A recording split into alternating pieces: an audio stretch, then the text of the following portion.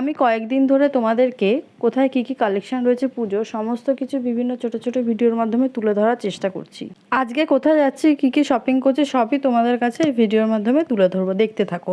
এখানে প্রথমেই গেছিলাম ম্যাক্সে কিন্তু আমি যা দেখলাম মোটামুটি কালেকশন কিন্তু শেষের দিকে। অলরেডি শীতের জামা কাপড় আসা শুরু হয়ে গেছে। ড্রেসের কালেকশনও কিন্তু খুব একটা বেশি পাইনি, হয়তো অন্যান্য ব্রাঞ্চে বেশি ছিল, আমি কিন্তু কুদঘাট ব্রাঞ্চে খুব একটা বেশি কালেকশন পাইনি। প্রথমেই দেখো, আমি এখানে যেই টি শার্টগুলো দেখাচ্ছি ডেলি ইউজের জন্য 399-এর, এইগুলো কিন্তু খুবই কমফোর্টেবল।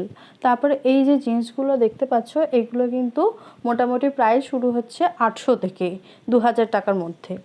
তারপরে এখানে দেখতে পাচ্ছি টপগুলো কিন্তু খুবই কমফোর্টেবল আর কালারগুলো ভীষণ সুন্দর। তারপরে আমরা চলে গেলাম সেখান থেকে বাজার কলকাতায়। এগুলো কিন্তু সব বাজার কলকাতার কালেকশন যেগুলো দেখতে পাচ্ছ।